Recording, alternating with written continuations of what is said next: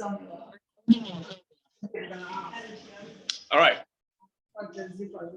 ladies and gentlemen. Oh, there's some water on the table. Grab some water if you're hot. Welcome to our showroom. We've definitely got quite a few people here today and a few people online, so welcome.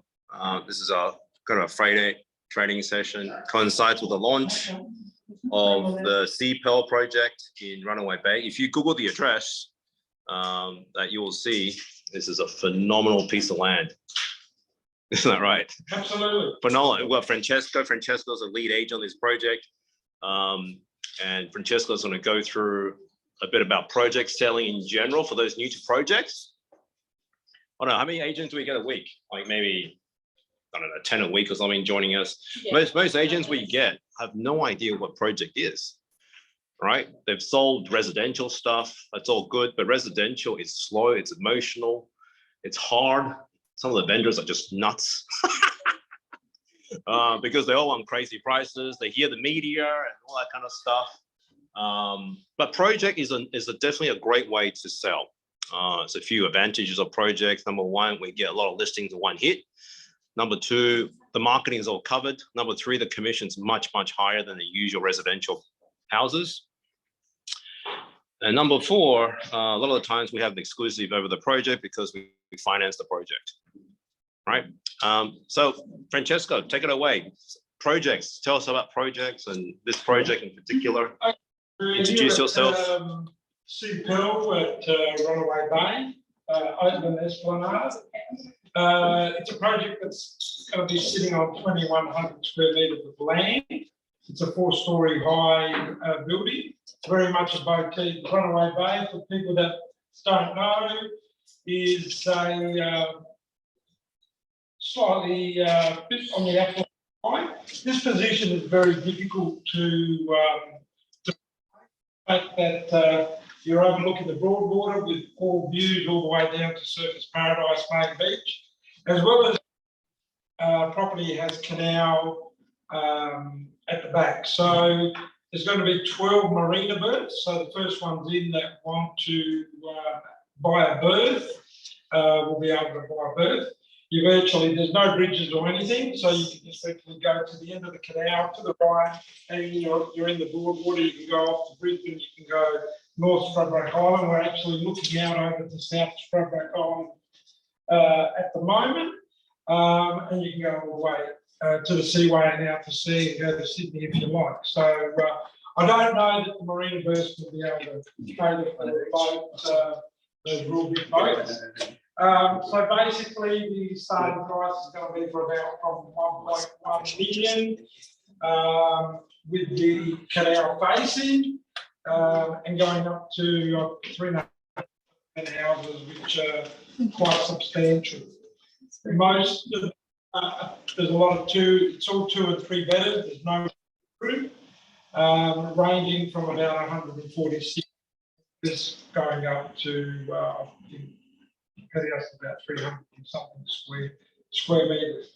Top finishes, proper flooring, wood flooring, quality wall carpets, 10-foot ceilings or 3-meter ceilings. All the fittings are brass. I think that the developer is able to change the colour of the brassing to black, which is very much in fashion. The building was designed by Excel Architects and it's being developed by Australian Law Investments, who have done a lot of developments in Melbourne, big developers in Melbourne, and starting to do a little bit more here. They've been sitting on this land for a little bit, and now is a really, really, really good time to move it. Because you're very difficult to get water views and be able to have your boat at the back. Those are very limited amount of sites here on the Gold Coast. With projects, selling projects, you're in a pool with hundreds, thousands of other agents. We're fortunate at Oxbridge that pool sometimes is able to get us some exclusivity, which definitely helps. But if we don't have exclusivity, The best way is to always market on your social media or your own personal websites.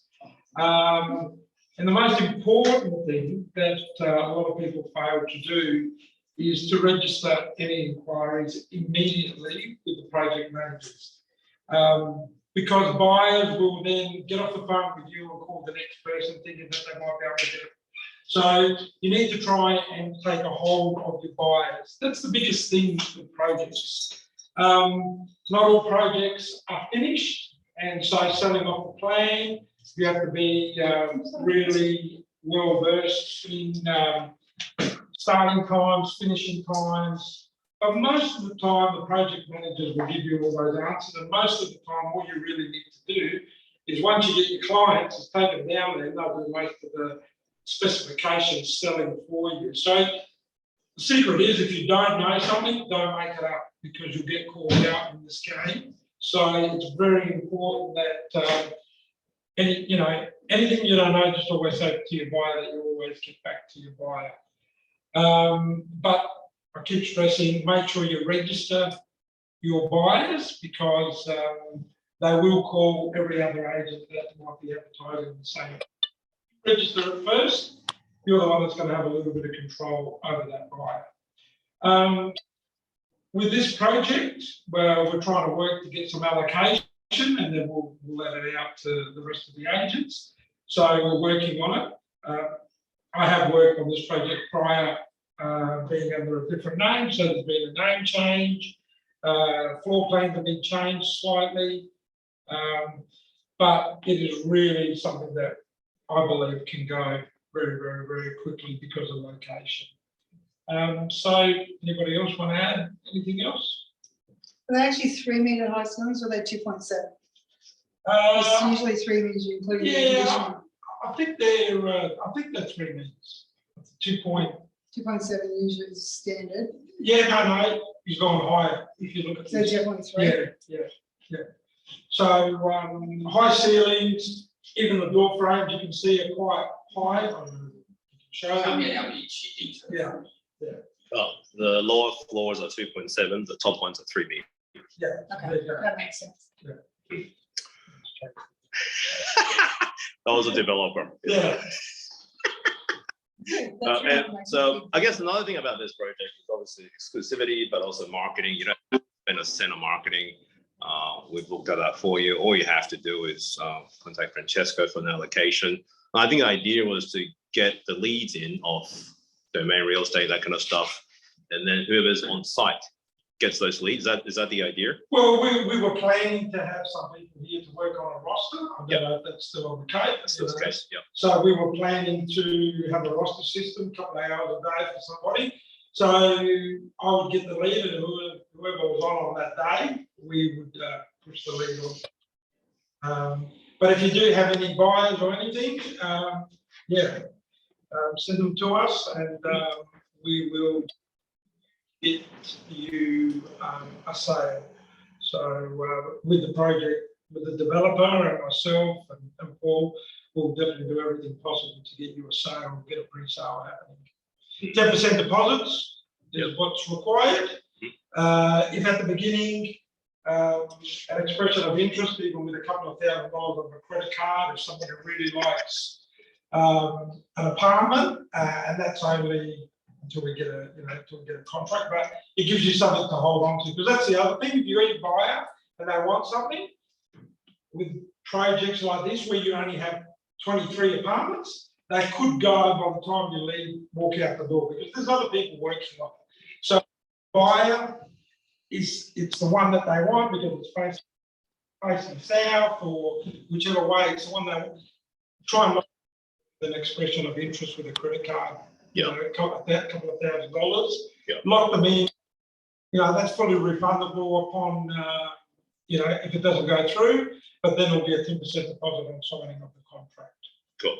And tell us about last time you had this as a project. What happened then? You had buyers through and stuff like that. So last time I had the penthouse sold, and because we couldn't get a starting date, the people chose to move on. And again, it's extremely important that we have those starting and finishing date, because most people that want to buy here, usually people from the last of my experiences, people that are selling or downsizing, live in nice homes. So, and that's the other thing, there's opportunities for listings at the other end if we do get a sale here, because normally people are wanting to sell. So there was a lot of people that were selling in Sovereign Island or the waterfront homes that were ready to downsize, but still wanted the water views and the water lifestyle, but some of them had small boats that they still wanted to maintain. Yep. So the interest was definitely there. We had a few, you know, but as I keep saying to Paul, the important thing is that we get a start date Absolutely. and a finish date, because that's what people will want. So No, do we no. have it now? Sorry, Do we have it now, start date?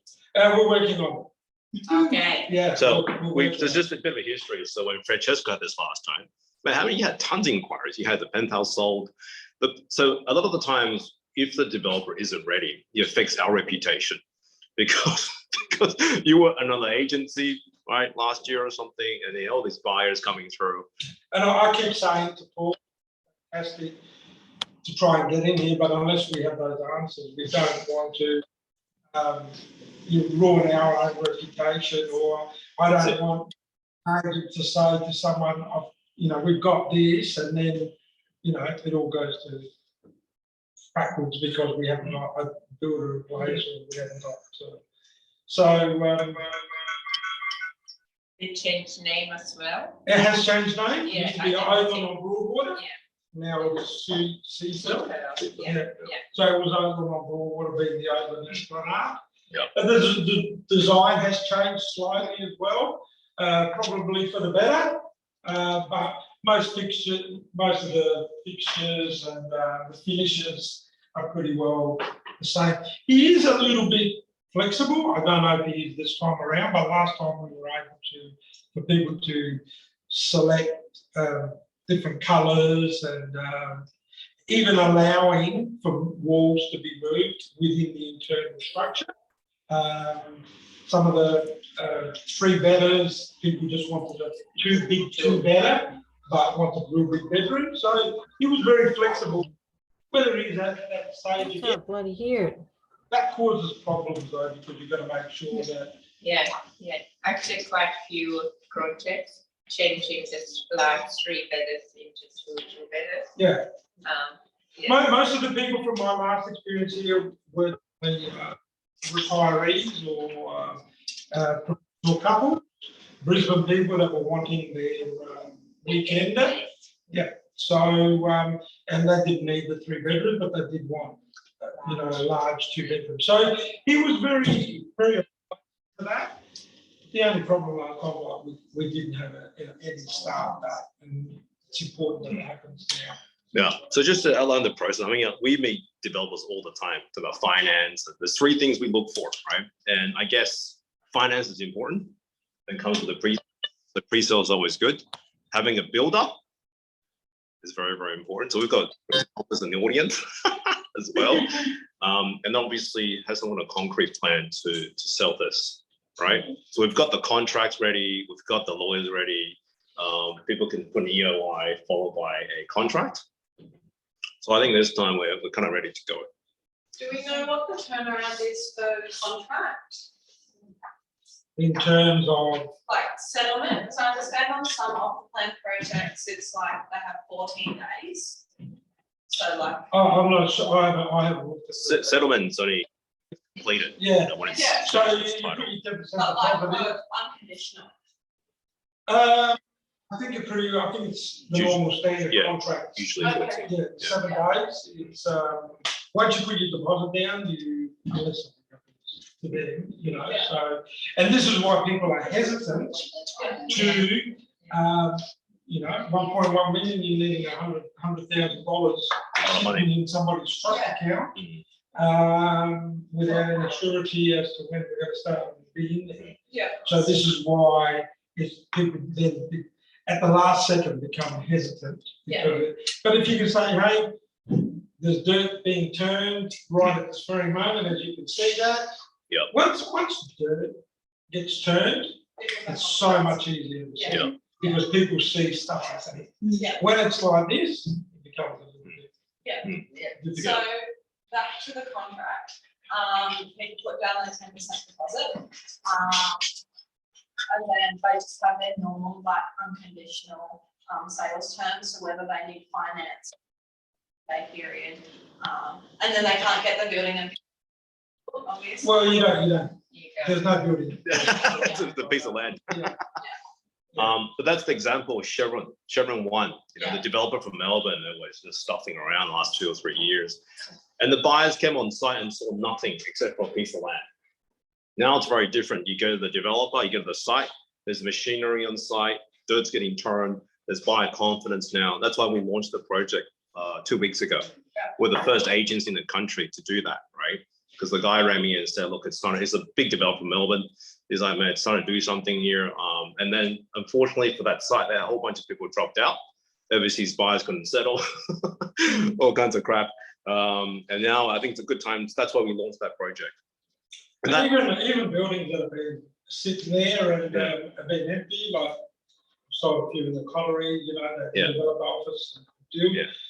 If it's sitting there, they're really great. You should get onto those projects ASAP because you've actually got something physically to show your client. You can actually take the client there.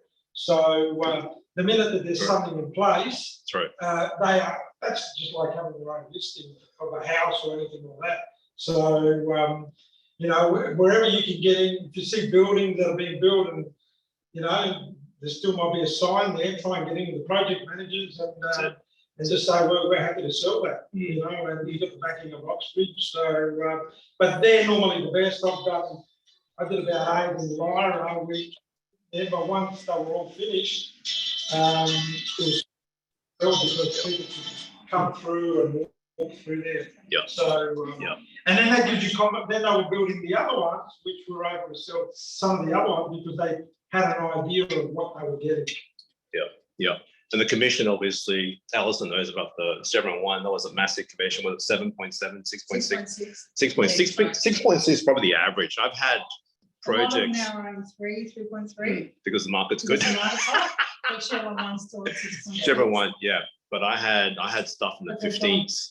FV in Fortitude Valley was 15. And that's a big developer. That was the guy with the avocado toast. I don't know if you know it. Yeah, Melbourne, another Melbourne developer, young billionaire. So he says. He loves it. Connery was 6%, Lyra was Yes, 5%. so he says. No names mentioned, but we know the guy quite well. But he was giving us 15% those times. So that's projects. That's project.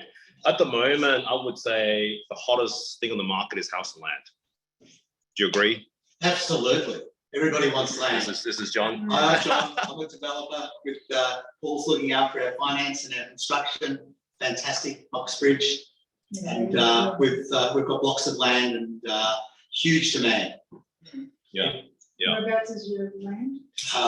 3 k's out of Ipswich. Oh, That's okay. called Riverview. Okay, yeah. Yeah, we've got some house and land stuff at the moment on the Gold Coast. Very, very hard to get. We've been selling those pretty quickly. Brianna knows about those as well. The clients, obviously, with the junior debt on that, but it's a massive debt on that one. But house and land stuff is very, very hard to get. Very hard. It sells like hotcakes. Jesus, sells like hotcakes. People want a home. They want a home in a backyard. And not a big backyard, but they want a backyard and they want to have room for the dog. They want to have room for their dining table. 100%. 100%. Any other questions or comments? I noticed with these, most of the bedrooms are carpets, did you say? Yeah. There's a lot of. I think if you wanted flooring through there, you would do that. Like I said last time, it was very. Because most people these days don't want carpet. It's very rare. What's that? Statistically, most people don't want carpet anymore. Vinyl is pretty popular these days. Vinyl is very Not popular. in the bedrooms, all the asthma and, you know. Vinyl, you mean like timber, like a timber? Yeah, vinyl? yeah. That's- So I've got this is my own I'm not project. So I've got a house and land stuff. I've got a few builders. Yesterday we were talking to this guy doing some retaining walls for me. So the vinyl stuff is really good now. There's P3, P4 grade. So P4, if you go into, so something you can do as agents, I suppose, go into something like Carpet Court, and they'll tell you the full range of flooring available. So P4, it looks like wood, feels like wood. It just feels like wood, and it's They can't vinyl. kill them.